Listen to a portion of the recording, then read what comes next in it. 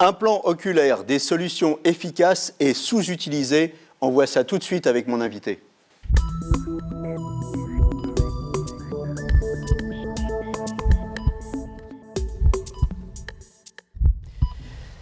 Alors avec moi sur le plateau de Capital Santé, le docteur Assouline, vous êtes un des pionniers français de la chirurgie de la myopie et des implants multifocaux. Vous avez reçu le prix de l'Académie Asie-Pacifique en février à Hong Kong. Félicitations. Et avec vous, aujourd'hui, on va faire le point sur les implants. Alors, avant d'entrer dans la technique des implants, quand on évoque les opérations, on pense tout de suite au laser, mais personne ne nous parle des implants. Alors, c'est une technique, finalement, qui n'est pas connue et qui n'est pas connue des pros eux-mêmes. Alors, comme beaucoup de choses à propos de l'œil, il y a une certaine transparence qui fait que les gens ne connaissent pas les choses, tout simplement parce que c'est un peu technique et abstrait.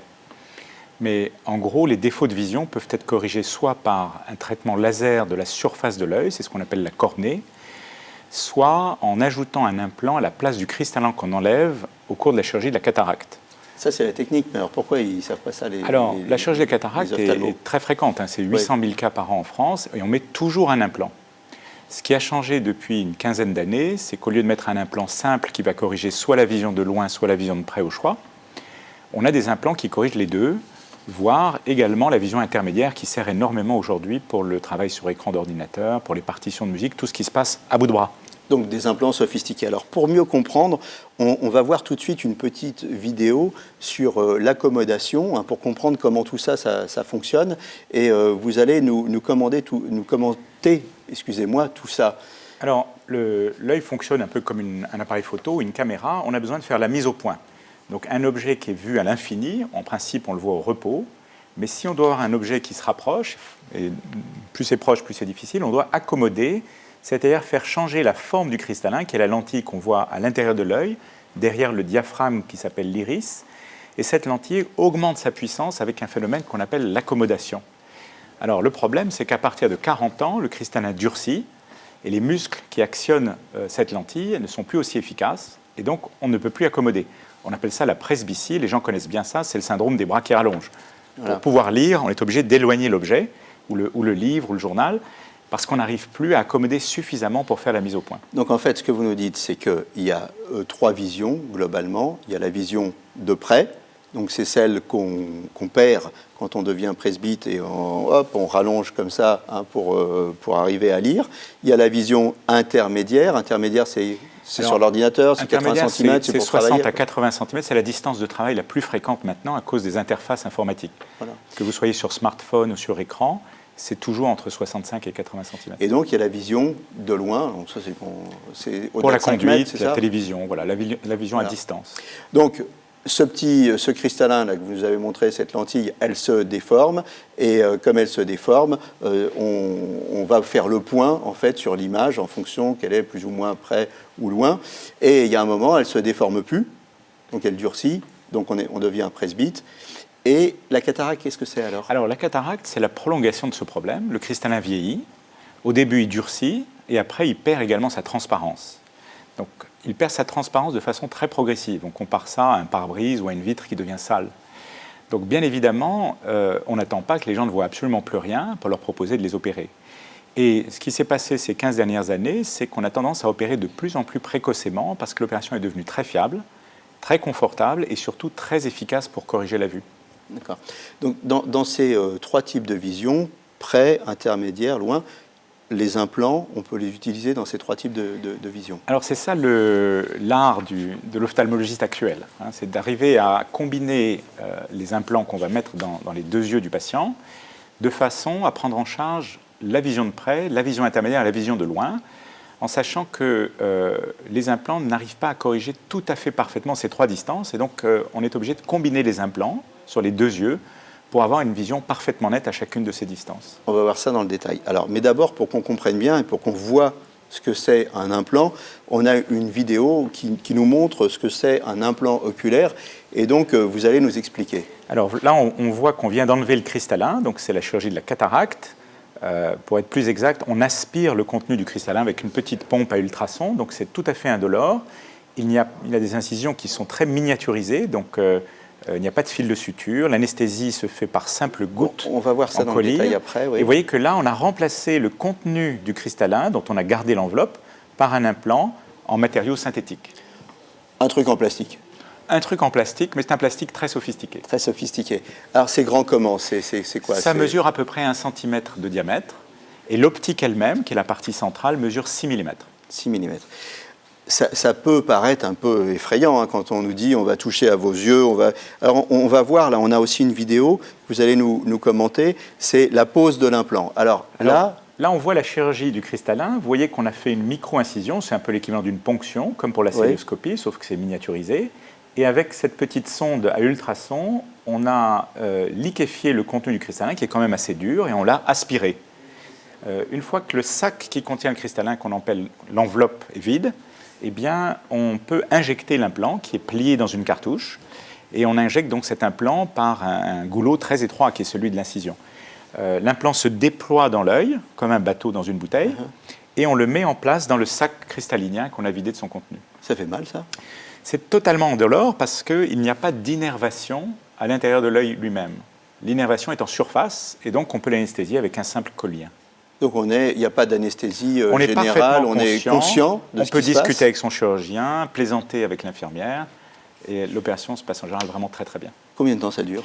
L'opération dure en moyenne une dizaine de minutes. D'accord. Donc on est complètement en ambulatoire, on arrive à 14h et à 17h on est reparti, c'est ça? On part même souvent un peu plus vite maintenant, disons porte à porte, entre l'entrée et la sortie du patient, il se passe en général une bonne heure dans les centres les plus performants, parfois 2 heures quand on prend un peu son temps. D'accord. Donc là, on a vu comment ça fonctionnait, le cristallin, on a vu un implant, à quoi ça ressemblait, on a vu comment on faisait une opération, donc globalement on vous aspire, en gros, oui, bon, c'est un peu plus compliqué, je ne le ferai pas, vous inquiétez pas. Globalement on aspire et puis on remet l'implant à la place. Alors, les implants maintenant. Il y a les monofocaux, les bifocaux, les multifocaux. Alors, je suppose que les monofocaux, c'est les plus simples. Alors, c'est un peu technique, mais les gens connaissent déjà très bien les verres de lunettes. Donc, les gens savent qu'on a des verres simples, des verres qui corrigent l'astigmatisme et des verres qui corrigent la presbytie, qu'on appelle des verres progressifs.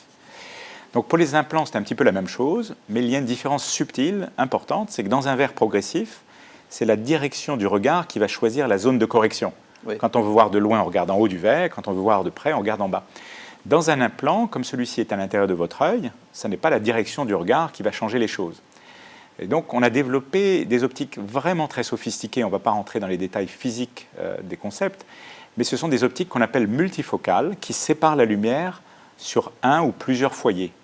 Donc, on peut diviser la lumière qui rentre à l'intérieur de l'œil en 2 contingents, un pour la vision de près, l'autre pour la vision de loin, et même maintenant en 3 contingents pour cette fameuse vision intermédiaire à 60-80 cm qui sert pour la vision sur écran. Alors, si j'ai bien compris, l'implant monofocal, lui, il fait qu'un truc. Par exemple, il fait qu'une seule distance. Voilà, je ne vois pas de loin, poum, implant monofocal. Et lunettes pour voir de près. Et lunettes pour voir de près. Donc ça, c'est le standard. Voilà.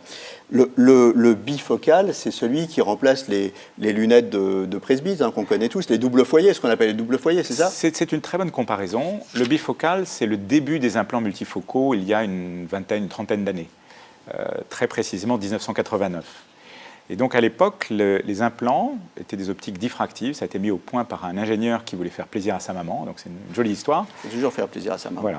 Maman, et il a réussi à concevoir un implant qui divisait la lumière.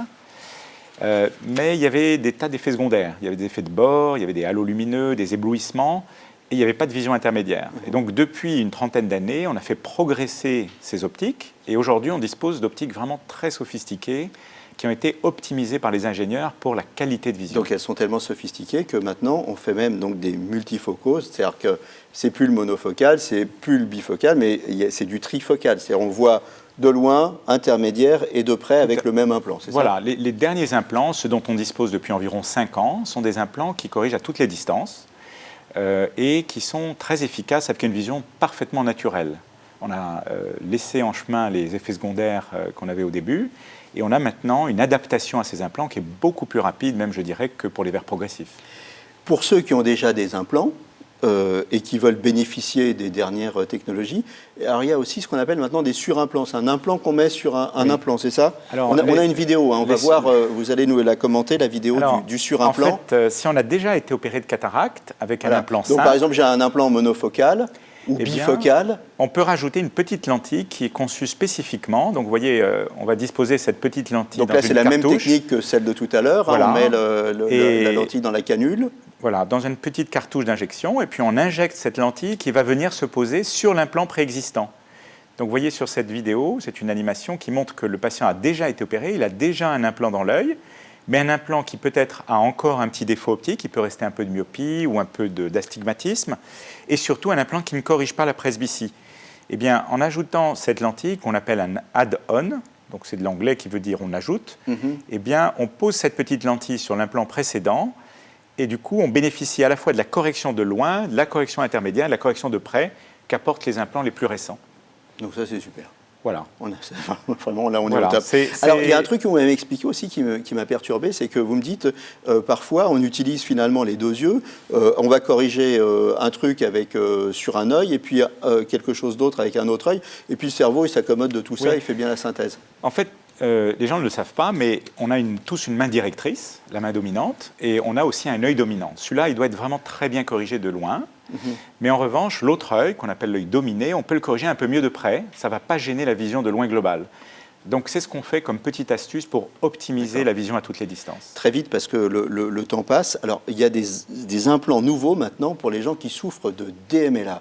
On va voir une photo, vous allez nous l'expliquer. Alors, l'implant pour la DMLA, il ressemble à l'implant additif qu'on a vu tout à l'heure, mais il comporte une petite pastille centrale qu'on voit très bien sur ce schéma, qui est une loupe. Donc en fait, les gens qui ont cette dégénérescence maculaire ont de grandes difficultés pour lire. Ils sont obligés d'utiliser une loupe pour déchiffrer leur téléphone ou un chèque ou un message. Là, cette loupe, c'est la loupe qu'ils utilisent. Et en fait, on peut incorporer maintenant cette loupe dans un petit implant qu'on leur met à l'intérieur de l'œil. Pour les myopes, il y a aussi ce qu'on appelle les implants FAC. On voit une vidéo très très vite là.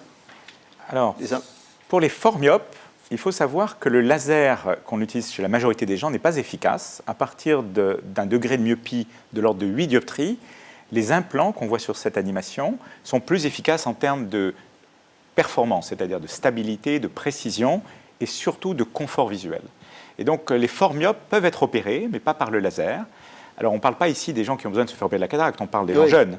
Eh bien ces gens qui sont des candidats au laser pour les petites myopies sont d'excellents candidats pour ce type d'implant pour les fortes myopies.